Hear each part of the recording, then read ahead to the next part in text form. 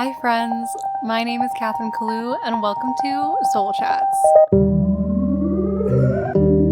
Even the spiders take their time, winding their webs with delicate threads, and we can sit and watch as the moon rises, and an army of clouds climb over the mountains as peaceful as a fallen tree,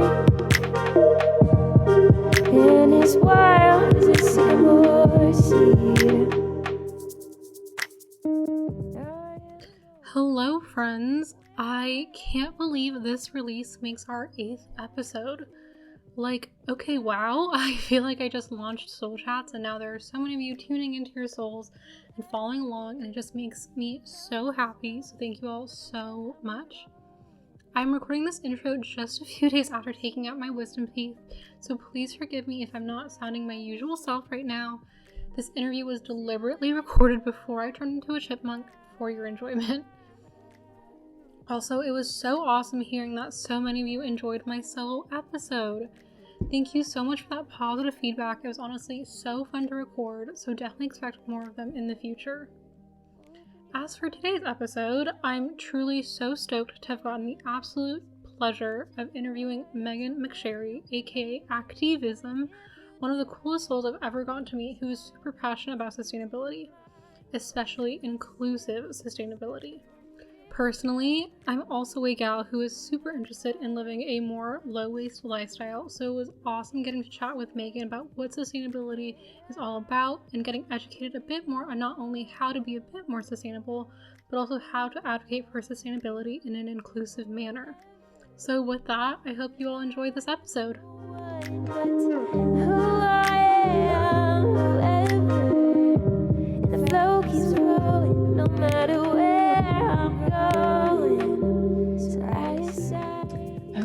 Okay. Hi Megan, thank you so much for being on the show today. Thanks so much for having me. I'm really excited to have a little soul chat tonight. Me too. I love just kind of getting into it. So Megan, how is your soul doing right now? I think, to be completely honest, my soul is pretty overwhelmed. I just feel like there's a lot going on in the world, and I tend to take on the weight of a lot of issues happening in the world.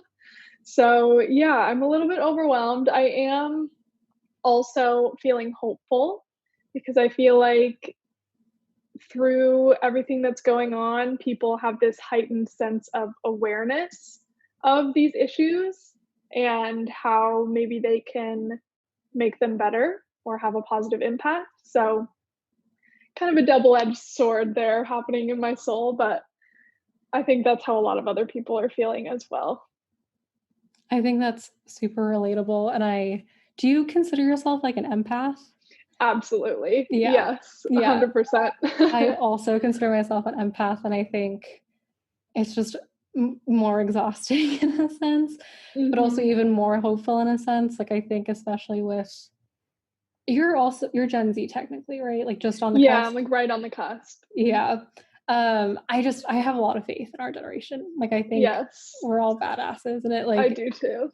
Really is like the only thing like getting me through some days. It's like TikTok and like that community sometimes.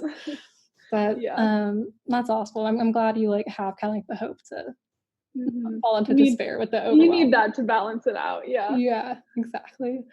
All right, so I'm just gonna kind of like tell people kind of how we connected.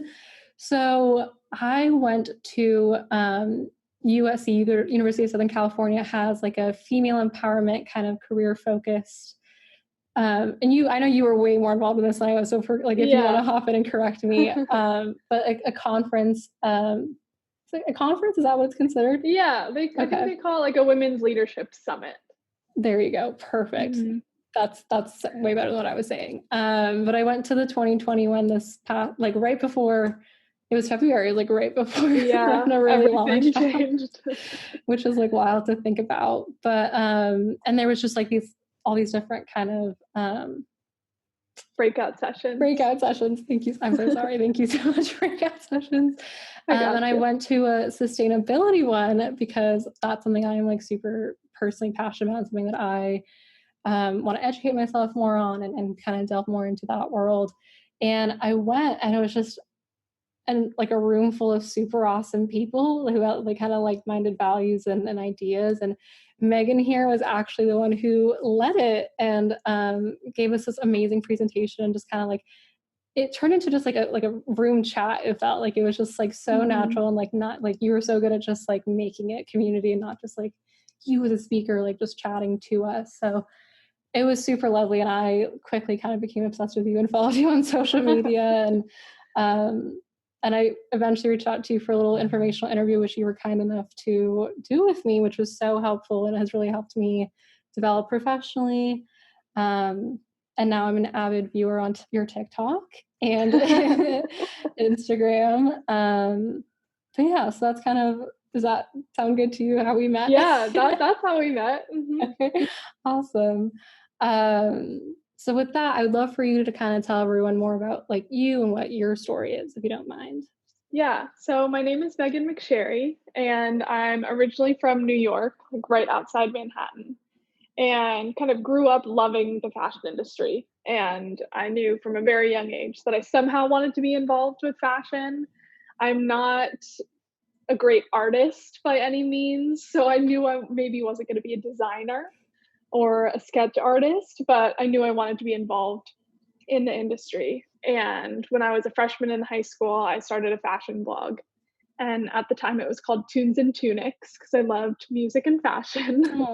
And I kept that going all through high school. And through that, I kind of got in touch with like the business side of fashion, so marketing and analytics and writing blog posts and advertising. So I decided I wanted to go to school in college and study business of some kind.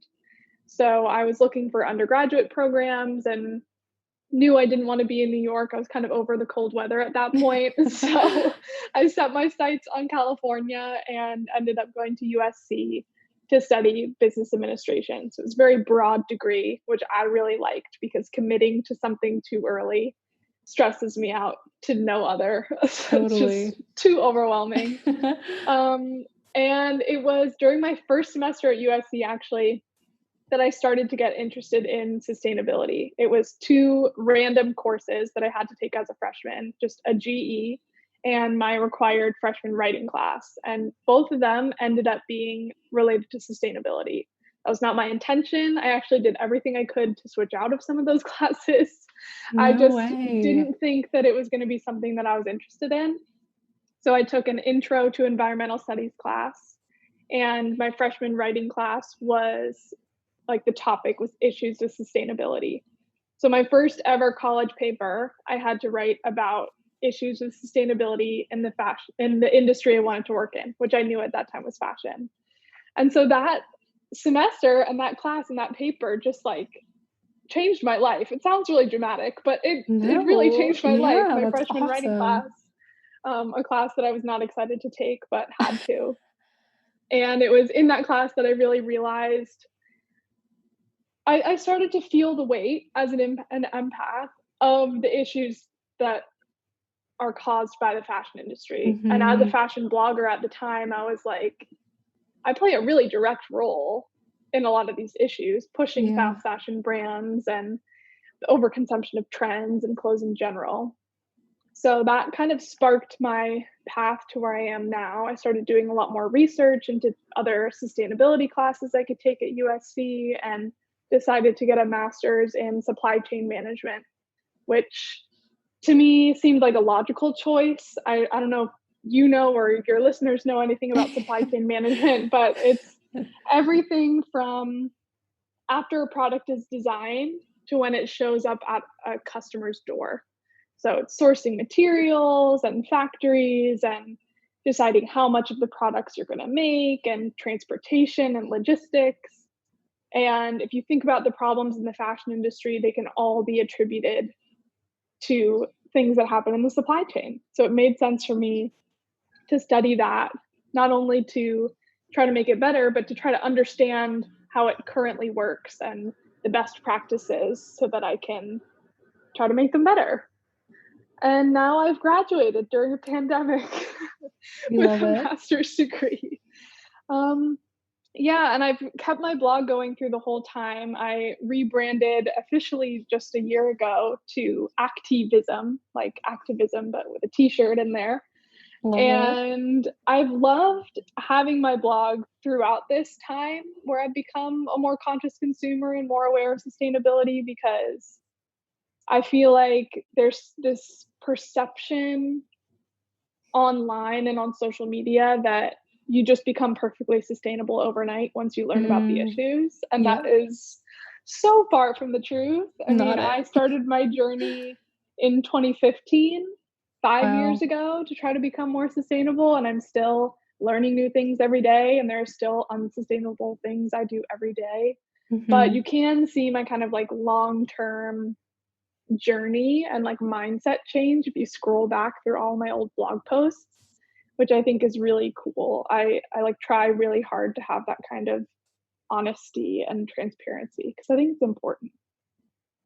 Absolutely. Yeah. And I think too, I kind of saw like one of those shared stories on Instagram, and it was like, we don't need like a few perfect, like Mhm. sustainable people or vegan people or whatever you want to like fill in the blank, but we need a lot of, decently working towards that people. And I think if Yeah. we all kind of contributed to our little piece of whatever that may be, but in this case, sustainability, like that makes so much more of a difference than, one or two people being zero, like absolute zero waste, because that's just not impossible, especially under Mhm. our society and capitalism, all that. It's just not Yes. designed for that. No.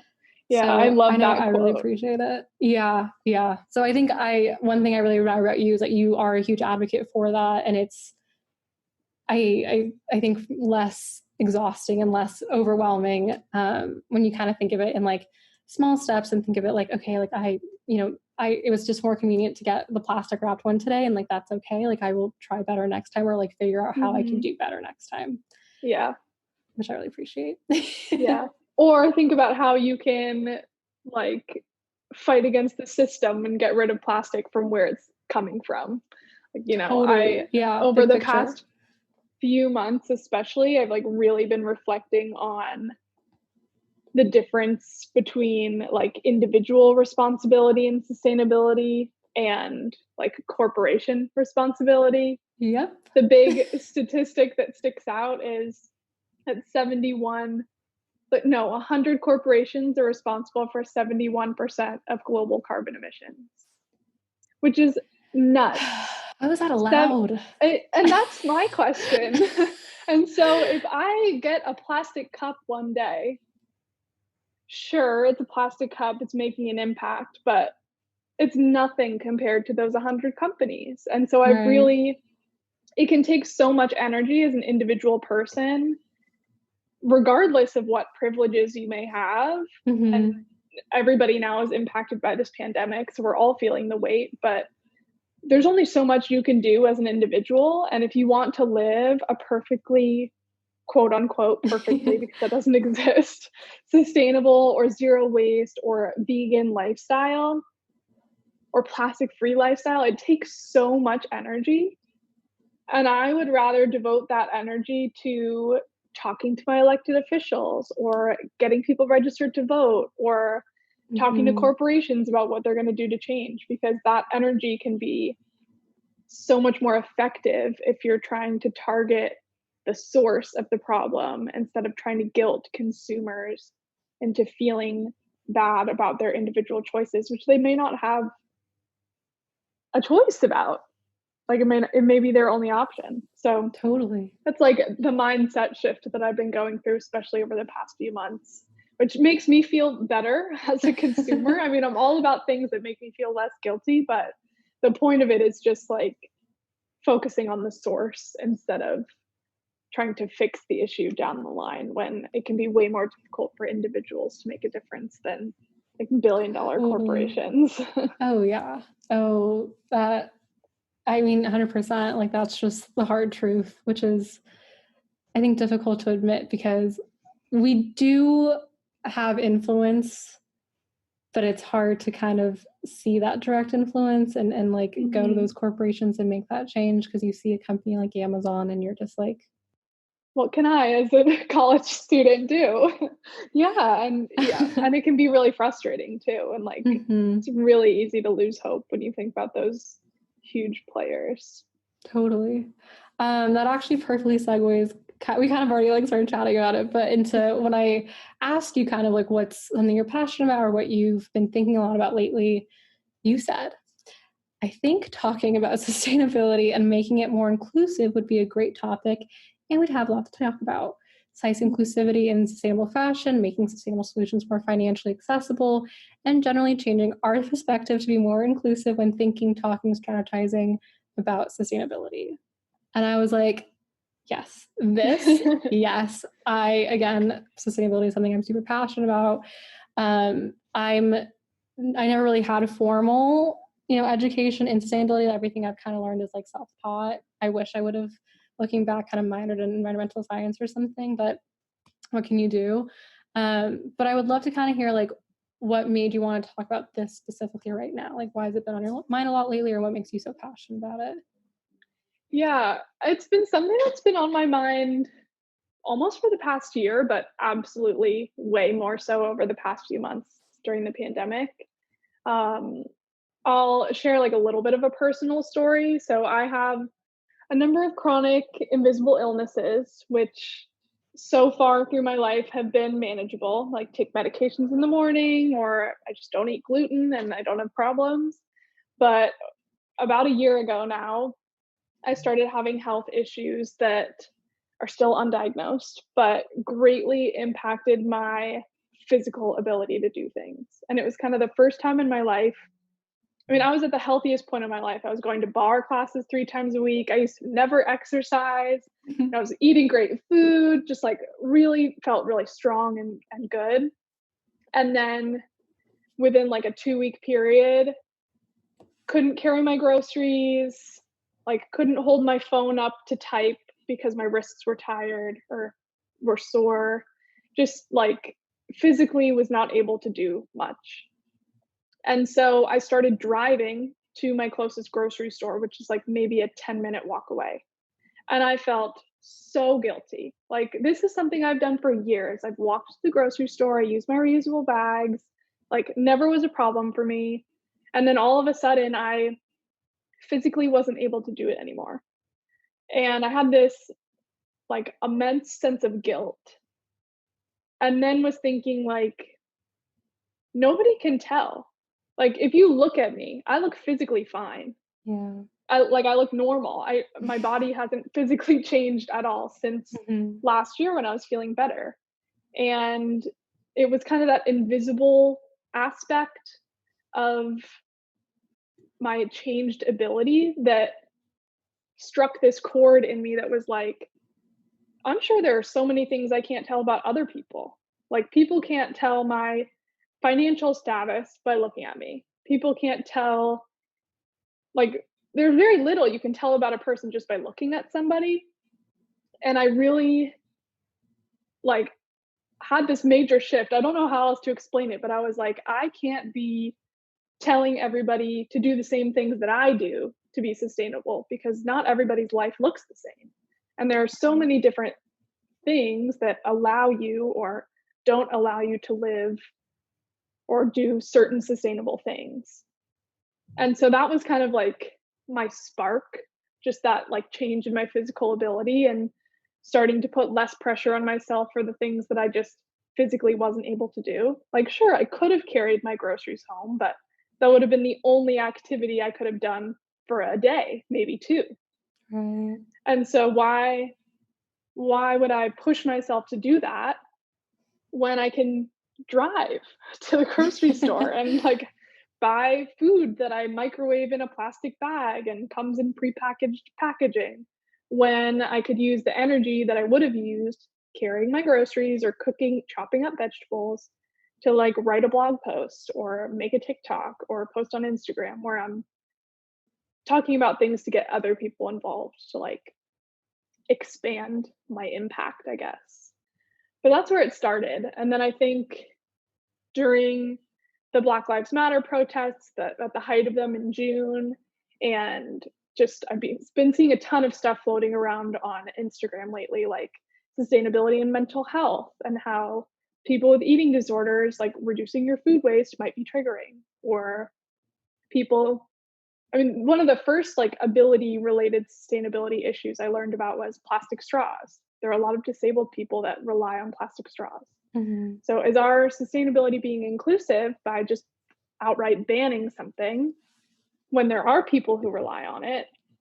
So I just had like a ton of these thoughts floating around in my head for the past year or so, I guess, but it stemmed from a very personal issue, and it took me a while to like come to terms with myself living less sustainably than I previously was able to. But once I kind of came to that realization and was like, I'm doing the best I can.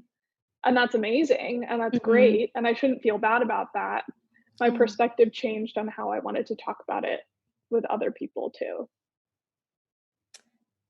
I think that makes a lot of sense, you know? Like, I think I had never even thought about the food waste and I'd never heard of that before. And I'm like, that makes so much sense. Like, how, Hmm. I've never even given a thought to that because that's something I thankfully have not experienced personally. And I think it kind of stems from that. It's this kind of lack of, there is not much education and talk about sustainability. So kind of everything you experience with it is whatever is kind of mainstream, which for a while was like, I think the like extremists when it comes to sustainability, like I think the first thing I kind of saw with sustainability was like the zero waste people, and that's like the The mason trash jar, jar. yeah. Yes. And I was just like, oh my gosh, I like could never, and I was like, this Hmm. is it, like it's either one or the other, and I think that's what really turns off a lot of people when it comes to Hmm. sustainability, um, because it's either all or nothing, and I'm like, that's not the case at all.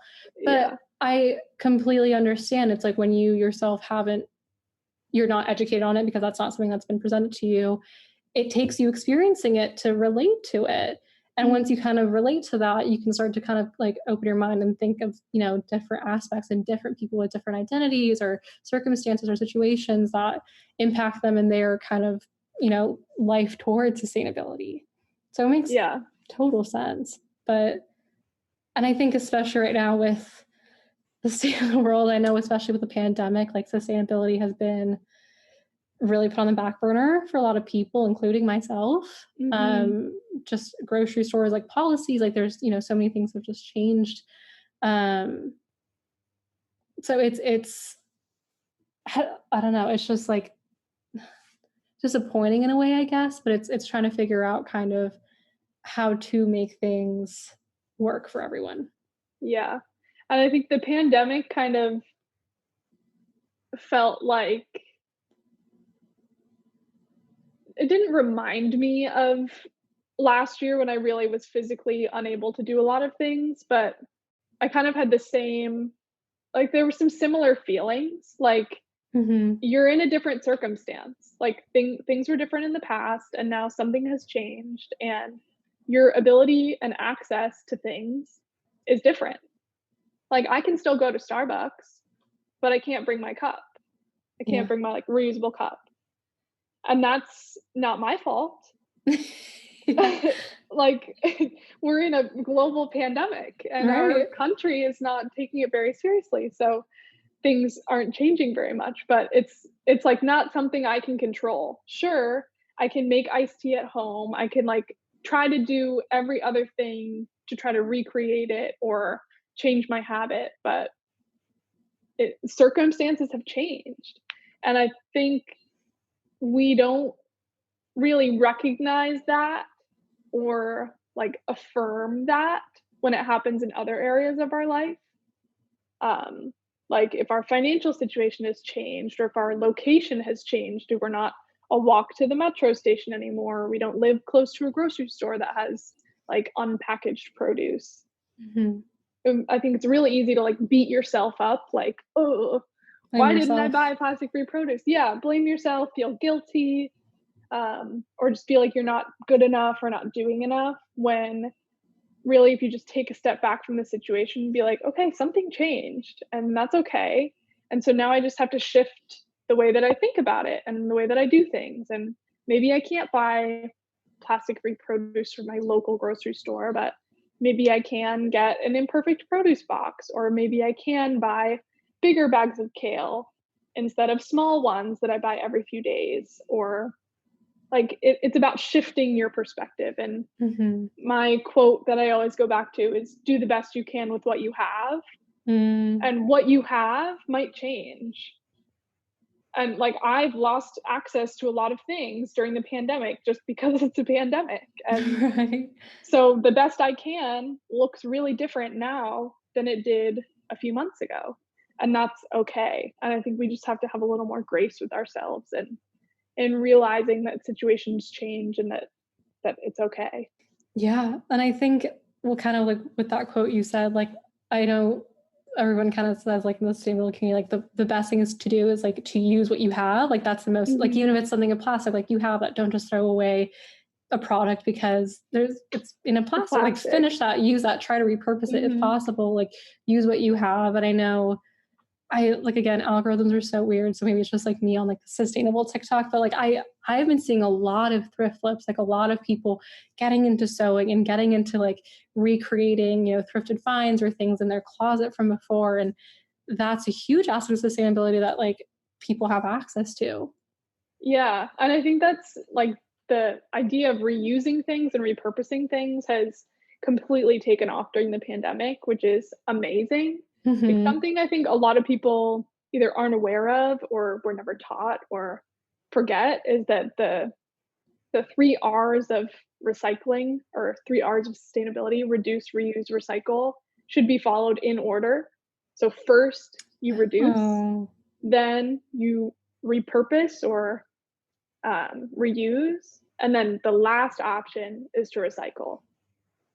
And repurposing is an amazing way to take part in sustainability without spending money. It's something that everybody can do, and it's something that Indigenous and BIPOC communities have been doing for Amen. years, decades, forever. And that's Mm-hmm. like an ingrained part of their culture that isn't the perfect picture of white sustainability with the perfectly matching bulk jars that they bought new. It's like Yep. having old pasta jars or old Ziploc bags and reusing them instead of buying fancy new things. Mm-hmm. So I'm really glad that that kind of idea and like type or framework of sustainability has taken off in general. I think people are taking any opportunity to reuse what they have so they don't have to go out to the grocery store and wear a mask and like wipe everything down once it's home, or just to save money, or like literally for any reason. But I am really glad to see that it's taken off during this time. I think that's been like one positive to come out of this pandemic, if we can take positives out of the pandemic. We gotta look at the silver linings, and this is, we'll take this one. I'll certainly take this one. I kind of wonder, I know you come from a very, like you said, you studied business and supply chain management. So kind of just looking at it from like more of a business aspect, I know just like personally during the pandemic, I've been trying to, minimize my spending just because of financial strain and such. And I'm like, wow, like consumerism plays such a huge role in sustainability. Like I just, like, I hadn't bought anything for like a couple months, like, right, and then I remember buying the first thing I'd bought, and I was like this rush, like it was, like shopper's high, like it's, and I was like, whoa, like let's do that again. And I was like, no, like no, like, and it's so interesting because I think even as someone who is, very aware and very mindful in sustainability and all that, like I still experience shopper enjoyment and the serotonin boost for sure. Absolutely. I think personally a societal thing we've, been raised and taught, and something that I'm trying to reteach and kind of backtrack for myself. But kind of from your like standpoint, like how do you kind of view like consumerism in America specifically, because that's, I think, both of our personal experiences, to kind of affect the sustainability aspect of what we're trying to accomplish? I always have internal struggles about this. And I talked about this like from the point of view as a blogger, which I also think is interesting. Like I put so much work into my blog, and it's so nice to have sponsored content or people paying me to talk about sustainable products or people buying sustainable products through my affiliate link. So I get some kind of monetary payment for the work Sure. that I'm doing. But the most sustainable thing is to not buy anything and not Unfortunately, yeah. promote anything. And like, where do I find that balance? It's really difficult. And I have become more aware of how I like push products or the companies that I partner with to make sure that they're actually brands that if people need to buy new things, I would recommend. Mhm. But that's like something as a blogger I've like really grappled with over time. Mhm. And I think from a business perspective, like this country is so consumer focused and Yeah. like it's all, I mean, all the issues of capitalism come along with it, but it's the consumer mindset that I think is so, it's so ingrained in all of us. Like Yeah. we go to school to get a job, to buy a house, and to buy things for ourselves. And it's not like, it's not purpose driven, it's not like regenerative in any way. It's just like it's focused on stuff. It's materialistic. And that's a big thing that I as an individual have been dealing with, especially during the pandemic. Like I have go to Goodwill on my to-do list tomorrow because I need a little bit of a consumer high Yeah. during It's this time. fun. And it's fun and it's fun, but it also like it's problematic in so many ways. Oh, 100%. And it's like, how do you fix an entire country's consumer behavior that's taught to them from the time that they're children? Like, I don't know if there's a fix, but I do feel positive and I guess affirmed in the sense that I am seeing more people like you and I moving away from consumption or overconsumption. I mean, we need to consume some things. Not all of us can live on self-sustaining farms Yeah, and like unfortunately. make our own clothes.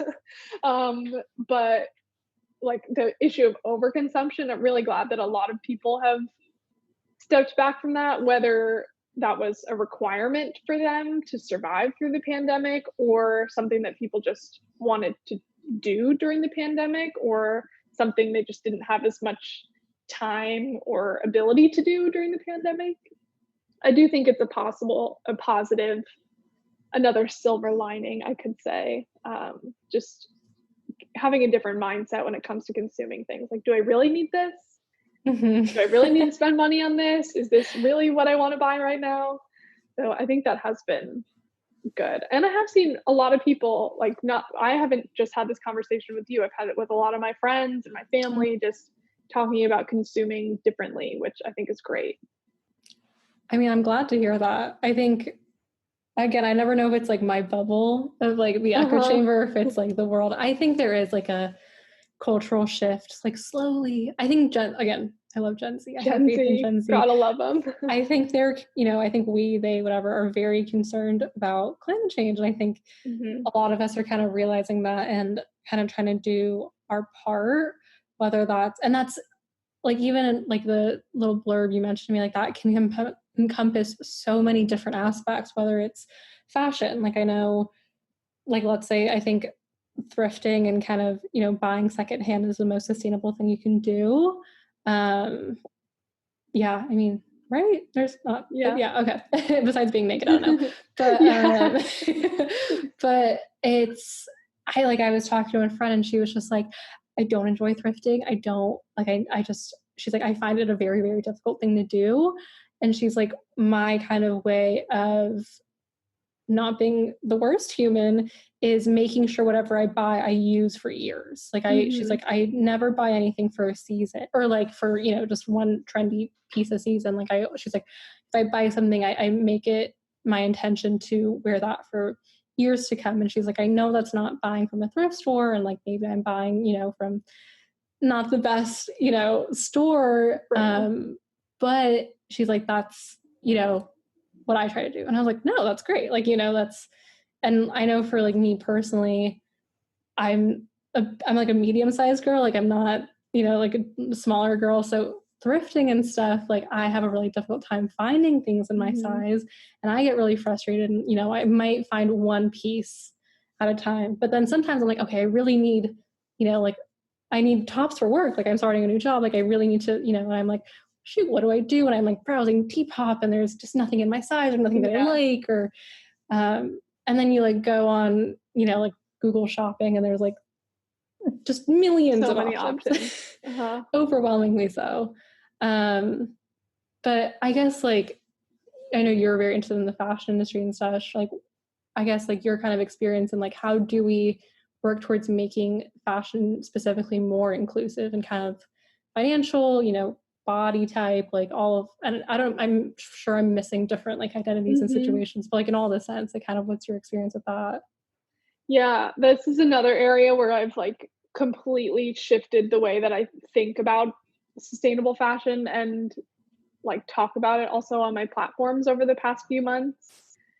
I I mean, I started my blog just talking about my experience, and I am a thin-bodied woman who lives near a lot of thrift stores and loves spending time. I could spend hours in a thrift store looking through the So fun. racks. I know how to sew, so I can fix something if it's broken. Like, I have the easiest time shopping secondhand, and I always said that's the best option. Everybody should thrift. Like, can't afford expensive sustainable clothes, you should thrift.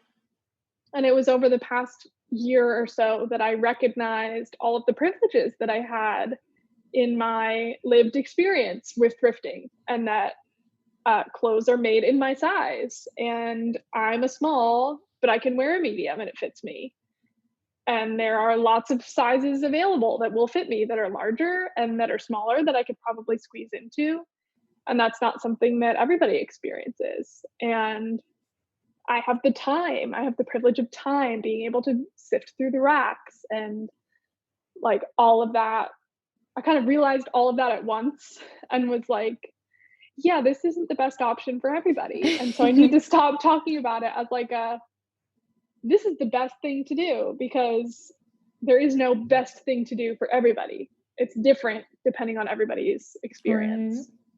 Right. And so I do think, I forget the statistic, but it's something about like 2/3 of a clothing item's impact comes from the consumer care of it. Like after it leaves the store, after it's made, after all the resources are used, after it gets to the customer, 2/3 of the impact is decided by the person who owns that piece of clothing. So maybe you can't spend $60 on a fair trade organic cotton t-shirt from a sustainable brand, but you can spend $15 or $10 on a t-shirt from a fast fashion brand. Those two consumers, the person who buys the sustainable product and the person who buys the fast fashion product, could treat their clothes the same, and it would have a very similar impact over time. So there are things like buying things like your friend, buying things that you know you're going to wear for a long time and that you know how to take care of. Like if it needs to be hang dried when you wash it, or if it needs to be washed in cold water, or if you learn how to fix a button, like sew a button back on if it comes off. Like little things like that anybody can do and anybody should do regardless of where they buy clothes, whether it's thrifted or from a fast fashion brand or from a more expensive sustainable brand. That's where you can have an impact as an individual, like regardless of your situation and what you have access to and what's available to you. So I've really tried to change my perspective. I hope that the sustainable fashion industry over time will become more financially accessible and that it will be more size inclusive.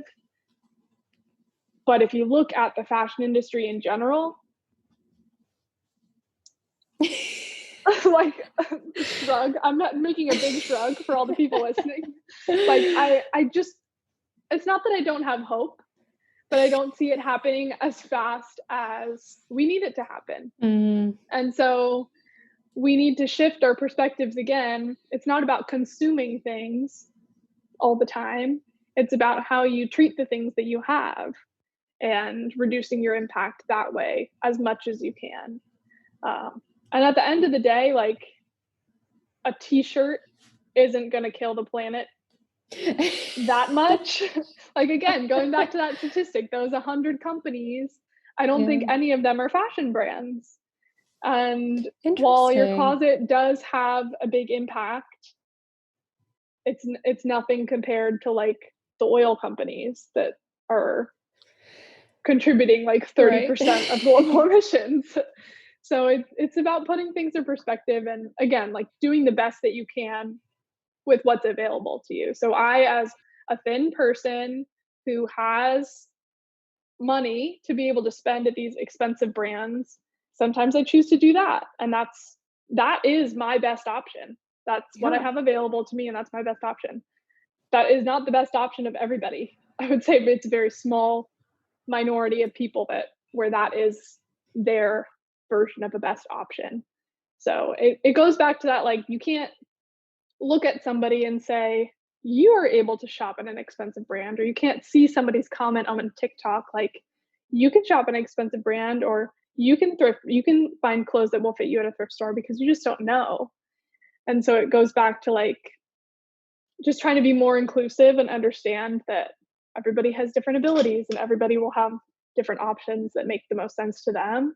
And it doesn't mean that one thing is better or worse than another. It's just what you're able to do.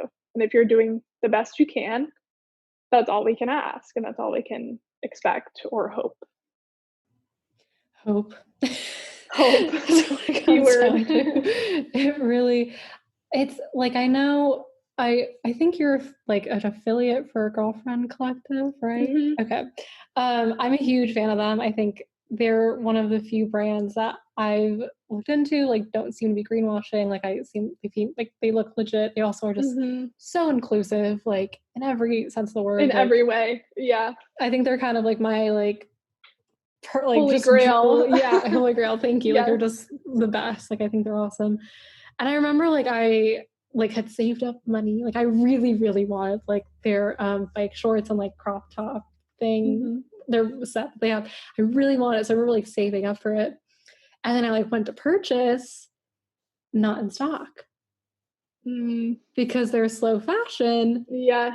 And it was super interesting because they like posted, they do like they had like a summer like collection drop with like, you know, like summer colors. And I like saw a post on Instagram and they were like, I mean, here's the thing. They're like, we're trying to restock, but they're like, we like put in this order in January.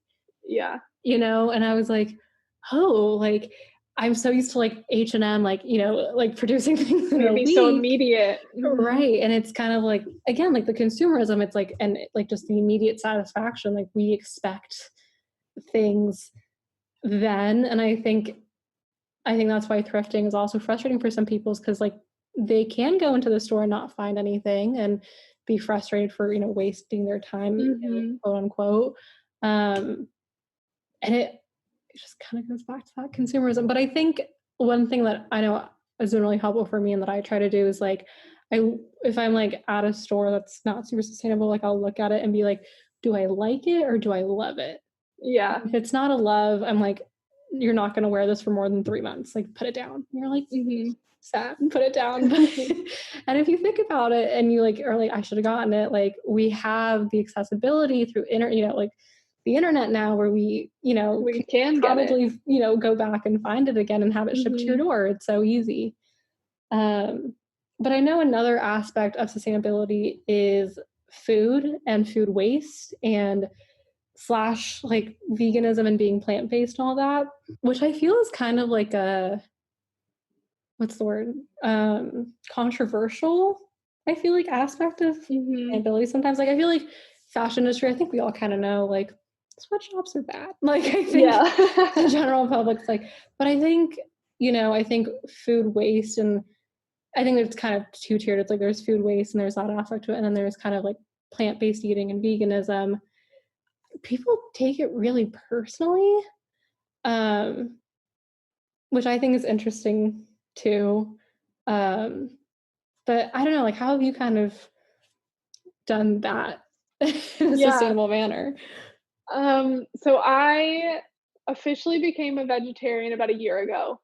And I Congrats. use that term lightly. I think a lot of people use the term flexitarian. Like, if I go out to a restaurant and I order something and say no bacon, and it comes and it has bacon on it, I'm gonna eat it, and I'm gonna eat the bacon. Because my, like, reason for being a vegetarian is because of the environmental impact of animal agriculture, like Mhm. mass animal agriculture. And so, and food waste, which is also a major environmental issue. So, is it helping anything? Am I making a better environmental, a better impact on the environment if I send that meal to the back?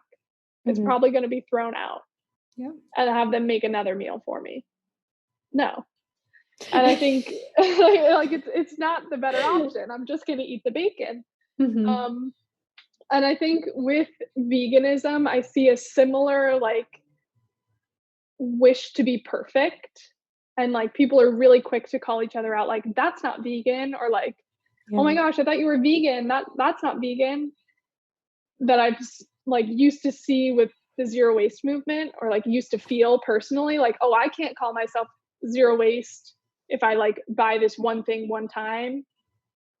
And I think that's such a harmful aspect of sustainability, because going back to that quote you shared at the beginning, like, we don't need 5 people being perfect vegans or perfect vegetarian. We need like, as like literally everybody on earth eating like meatless Mondays. Like, that would have a way bigger impact Oh, yeah. than 5 people doing it perfectly.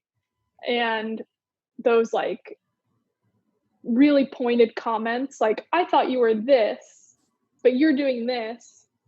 Not only is it harmful for the person who maybe is eating meat because that's the only option to them and otherwise is a vegetarian or whatever, but it's also harmful to the people reading those comments like, oh, if I want to be vegetarian, I have to be perfect. And what's the point in trying if I know sometimes I'll get my nachos with bacon on it by accident? Like, like there's, it feeds that like vicious cycle of feeling guilty and like you're not good enough and then wanting to give Right. up, um, which just is a horrible negative feedback loop. But yeah, so I try my best. I also like feel the pull to be vegan because a lot of people are like, that's the best thing you can do for the environment. But I have celiac disease and I struggle enough getting the nutrients that I need as a vegetarian, as somebody Yeah. who like can't digest nutrients very well. Um, and it's a lot of effort for me to put together meals that have enough protein and whatever. I don't have the energy to put into becoming vegan and doing it in a healthy way. And that's okay. And I like focus on sustainability in other areas of life of my life, and that's great. But I do sometimes feel that guilt, like, oh, I'm not doing enough because I see all these people being vegan and saying that's the best thing you could do for the planet. And if you're not vegan, you're not vegetarian. You're like, you're not good for the planet. Like you're doing Yeah. something horrible. Like I am really susceptible to those kind of thoughts, just because I do want to do the best thing that I can for the planet. Um, but it is really important to like understand your limits. Like maybe sometime in the future when I'm not looking for a job and when this pandemic is over, like maybe I'll have the energy to focus on to like grocery shop for things that are vegan so I can cut eggs and dairy out of my diet. But I can't do that right now. And that doesn't mean that I'm doing something horrible. I'm doing the best I can with what I have. And that's great. So I do see that narrative happening a lot, especially on TikTok with veganism. Cancel culture is strong on Yes. TikTok. Yeah, it's really strong. Like I got called out one day for having a plastic cup in the back of my video when I was doing like a sewing tutorial. There was like a plastic Starbucks cup all the way in the back. Someone was like, "No, is that a plastic cup?" And I had this horrible, I like almost cried. I was like, oh Oh. my God, I was such a horrible person. Like I hadn't gone to Starbucks in 4 or 5 months. my dad was like, hey, do you want to go? And I was like, yes, I haven't been out of the house in a long time. Went and got my Starbucks. I enjoyed it. And then someone was like, oh my God, is that a plastic cup? And I was like, oh, I'm doing the worst thing I could. Yeah. And then I was like, you know what? No, like we're in a pandemic. I was feeling sad and wanted to go to Starbucks. All bets are Like, off in this pandemic. yeah. But like really, I mean, even in normal times, like maybe I forgot my reusable cup one day and like really needed to have some kind of an iced tea or go to Starbucks or do something. Sure. Like if it's a habit, sure, maybe we can have conversations with people like, did you know you can bring reusable cups to Starbucks? Or did you know that maybe there's this better option? Not like, no, a plastic cup. But it's like picking on people for these one-time events that happen that go back to that whole cancel culture. Like people don't want to be involved with a movement that nitpicks every little thing you do. And so it's counterintuitive to call people out because we need everybody involved. And like you mentioned earlier, who's supplying those plastic cups? Starbucks? Yes. Yeah. They can figure out an alternative. They've chosen not to. We have not pressured them majorly. Like, why is Megan being attacked? Why am I being attacked? Like, I think it like I am really interested in like corporate social responsibility, so I always kind of blame the business or the company because I'm like I was lucky enough to study abroad. Sorry, abroad girly. I studied abroad like a year ago, and it was just so like you were automatically given a like for here cup, like a mug or like a unless you specified I'd like something to go. Whereas here, like, even when I ask, like, for here, I get a to-go cup. You know what I mean? And that's something really small, but I always, like, first of all, I like the look of it in a mug more. Like, I think it's funner and cuter and, like, tastier. Like, it's, more, I don't know. But it really, like, even the farmers markets over there, like, they're like, oh, yeah, like, you give us, like, a $1 deposit, and then you can, like, walk around, drink your coffee, and you bring it back, and we'll give you back your $1. I'm like, brilliant. Like these are, such simple solutions. And I think I don't know, like kind of my idea behind it is like, I think maybe there's like a few people who are upset and those are people who get accommodated towards and everyone else is kind of having to like put up with that. Especially in today's day. But I 100%, like, I think especially during a pandemic, I know like grocery shopping, like a lot of like bulk stuff, like I don't know if I feel comfortable like going to like I don't know if Sprouts is like a common market, but like it's like they have a bulk section and you can usually bring your own thing and like whatever, but I'm like I don't know if I'm comfortable like going in there, like I don't know who's like touched that, like I don't, and I live with vulnerable people and I don't want to like put myself at risk, but let alone them. So it's a whole game and it's a whole thing. Yeah, I think a lot of also like going back to the to-go cups that you were talking about when you were abroad, I think a lot of that also, like for the reason why that's not as common in the US, ties back to our like consumer capitalist culture. Like we as the US are like, go, go, go. You can't stop to like drink your cup of coffee in a store. You have to go to work. You have to be doing something. Whereas in other countries, especially in Europe, I'm assuming that's where you studied abroad, but they like romanticize those things. Like you go out, you go and have your coffee or you go and have a siesta or like, it's more about the experience and not just like working and doing things like so that you can go to work and work more. Yeah. So that's another like cultural aspect, which I think is really interesting, which I hope we can overcome. I again hope word, but I do think that's where a lot of it comes from, and that like go go go society. That's so interesting. I hadn't thought of it from that perspective before, and that makes so much sense. Like I know I didn't study abroad in Paris, but I know in Paris, like if you bring a laptop to a cafe, like that's not that's not what you do there. It's like a very American, they like hate you, which I get, like that's not the culture there. Whereas like here, like you go to a coffee shop to get work done. You know what I mean? Like maybe you'll go on, like I love coffee dates. Like I'll do that with like friends a lot, Mm-hmm. but you see like at least half the shop, like, you know, like Yeah. weird in their laptops. So I mean, yeah, that's such a good point. Like just like the cultural perspective behind it. Like there's this consumeristic, like individualistic, like working towards, you know, like our sustainability is kind of like working towards what our values are as a country, Mm-hmm. which is problematic, it seems at times. Yeah. Yeah. It's interesting. Everything's connected. It's just a Yeah. reminder. How I remember when we did our informational interview and you were awesome and answered so many of my questions. One thing you kind of talked about was how you're like, it's interesting because in business or in specifically in chain supply management, like we try to minimize costs, not like for the business, like it's not coming from like a sustainable values based aspect, like whatever, we're trying to like lessen transport, we're trying to lessen all these things for business. And like thankfully in some like some ways it does kind of translate and does make things more sustainable because you're trying to minimize cost.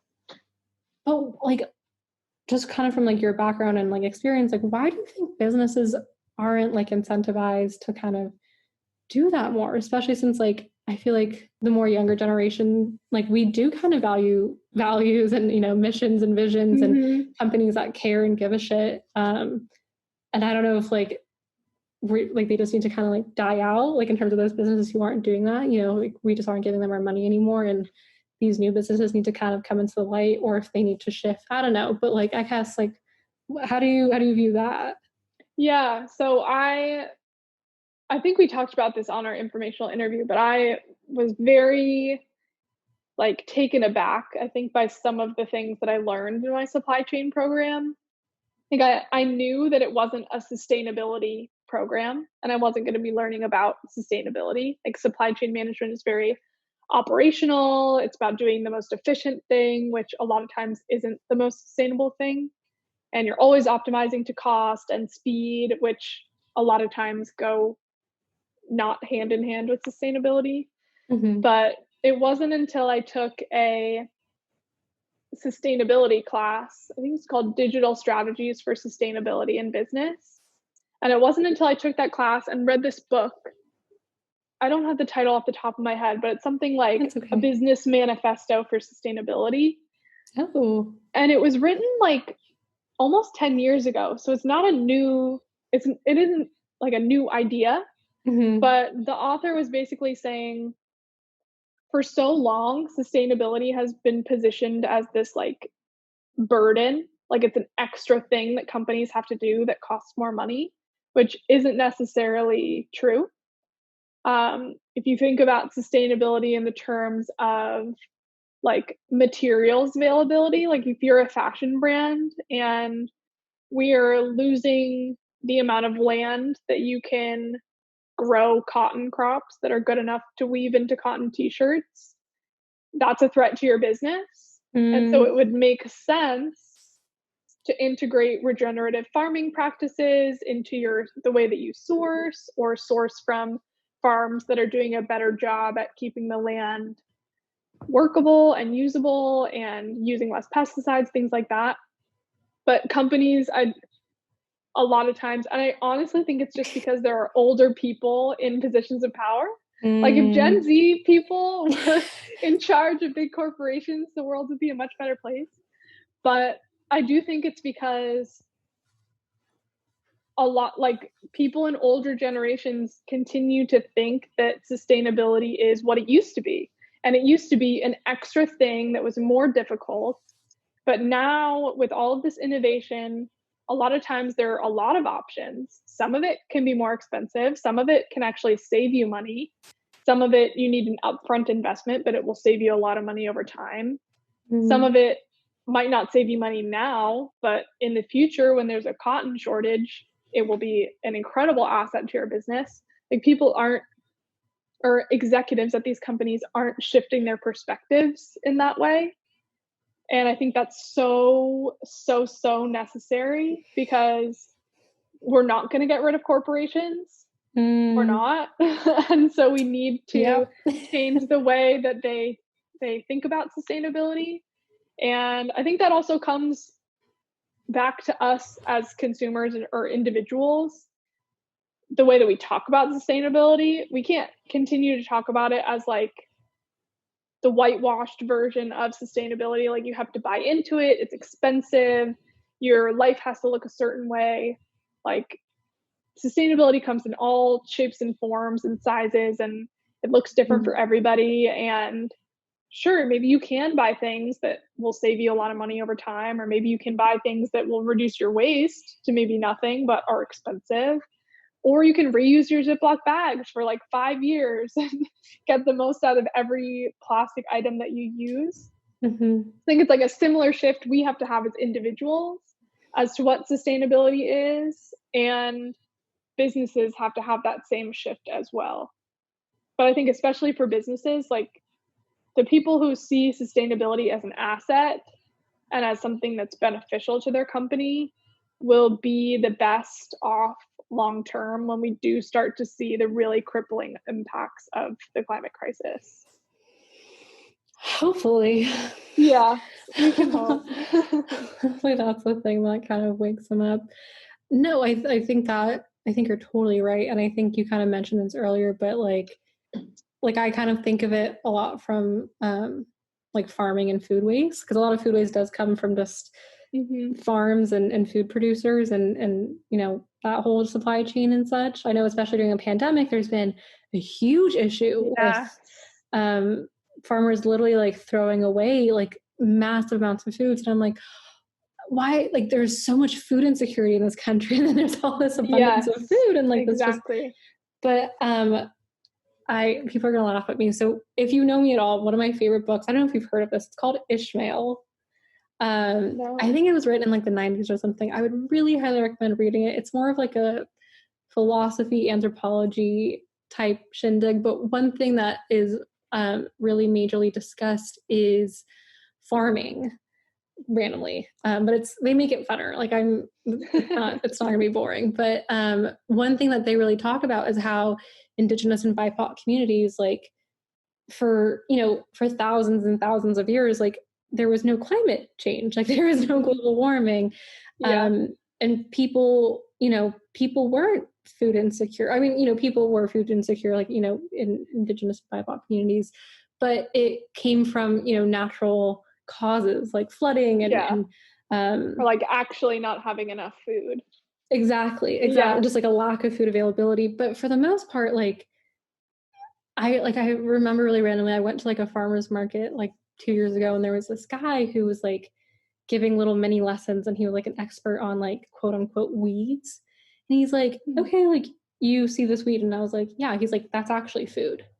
And I was like, what? And it was like literally like weeds coming out of like the sidewalks, like the cracks of the sidewalks.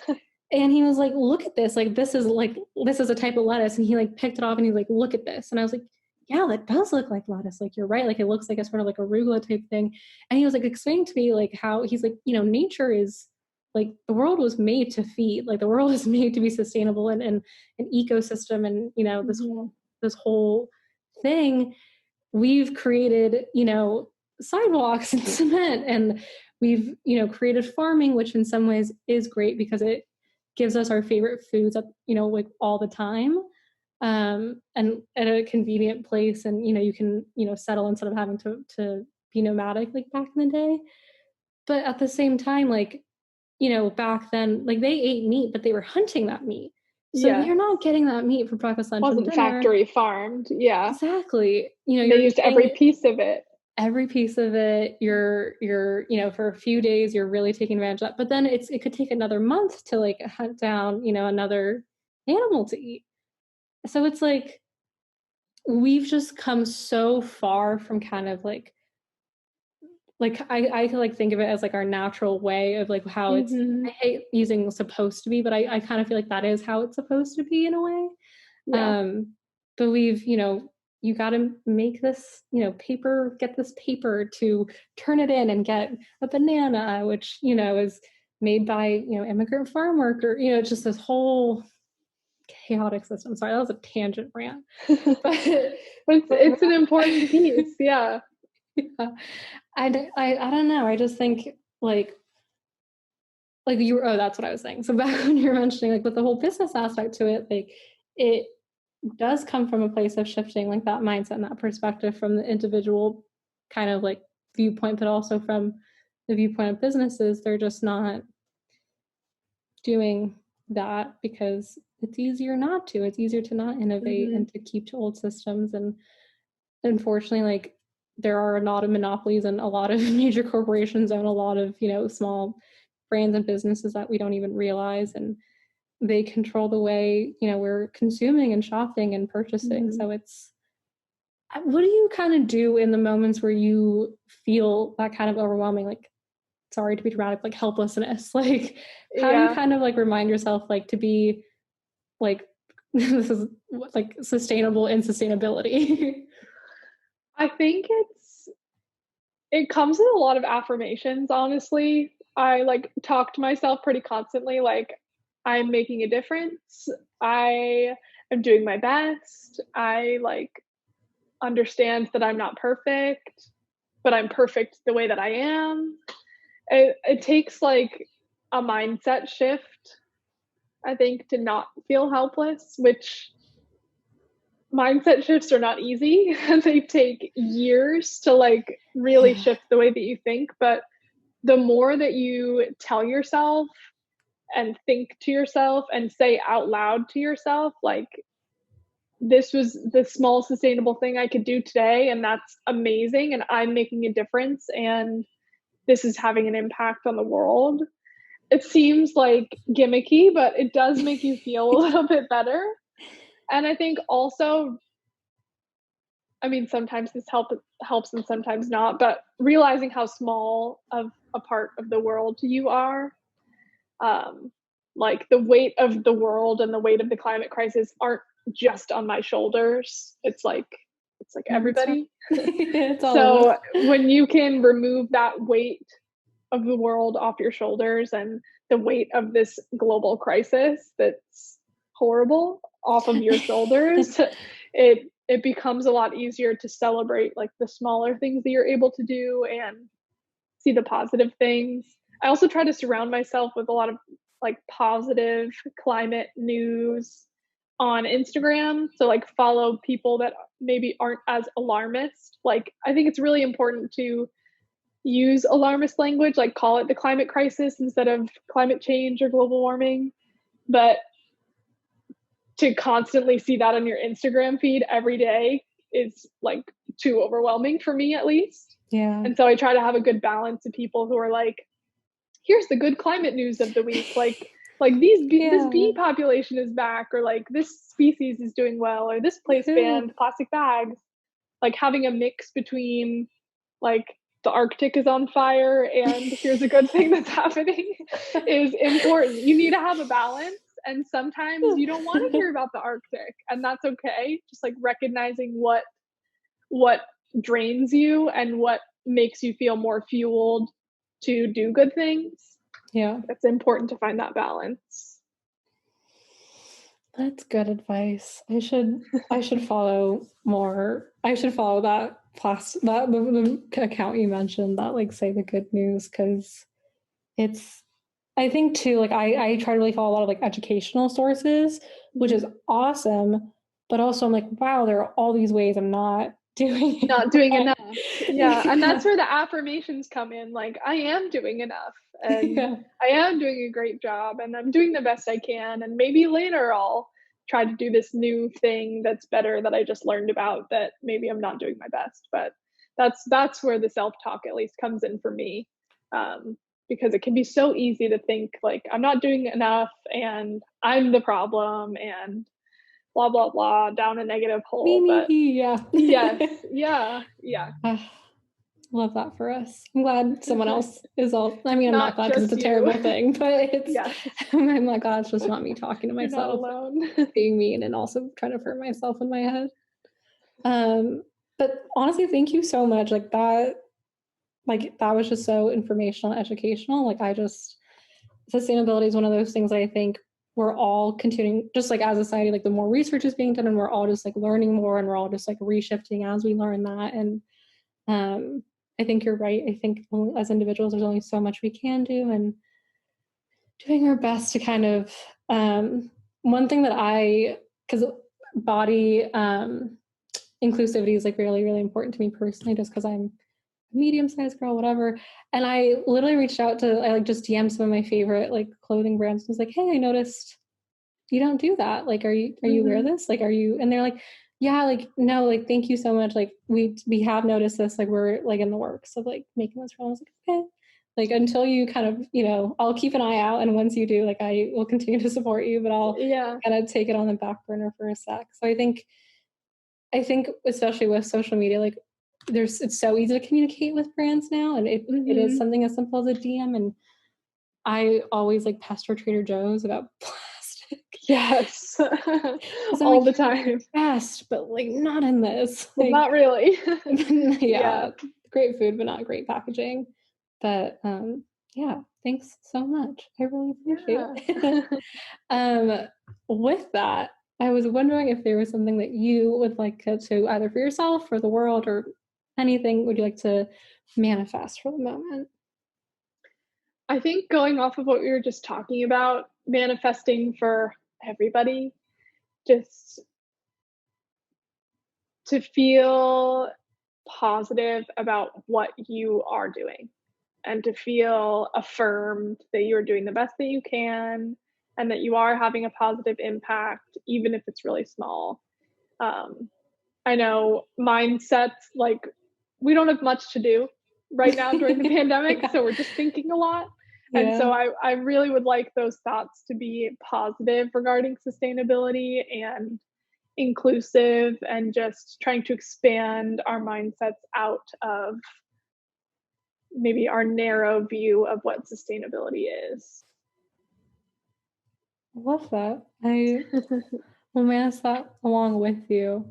I think for me, I think more from like an individual perspective, I think I really want to try to take like the next few weeks maybe to kind of like reflect and like kind of look around and see like where in my life I can kind of like affirm and like kind of pat myself on the back. And then some places where I'm like, okay, like I'm doing this, like what are like potential oh my gosh, I can't speak. Potential alternatives I can maybe look into and try to incorporate in some way. Because I think for me personally, like the part of the overwhelming situation is just knowing that's all there and like just kind of like pushing it under the rug. Away. But I think I know myself, and I think I need to kind of like head on, like educate myself and like see alternatives and just know what I can do. Yeah. I think that's my little goal for a week. But Megan, thank you so much for such an amazing chat. That like felt like a 5-minute chat. Like that was so quick. Yes, it was amazing. But stay safe, stay healthy, stay sustainable. You too. And I'll chat with you soon. Yes, thanks so much for having me. Thank you so much. All right, bye. Bye.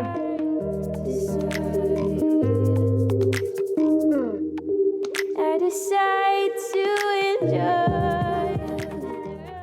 Soul Chats is created and produced by me, Catherine Kalu. Branding and design is completed by Tracy Keller. Theme music is Buen Camino by Miss Brightsea. Be sure to check out and support these fellow creatives by visiting my website, soulchatsbycatherine.com. While you're there, be sure to also check out episode notes, which include some questions brought up during today's episode to keep in mind for the week, as well as our guest links if you'd like to follow them and get to know them a bit more. You can also find links to the show's social media platforms where you can keep up with what Soul Chats is doing next and connect with our community. And of course, please do not forget to subscribe to Soul Chats wherever you listen to podcasts. Alright, thanks so much, friends. I'll see you next week.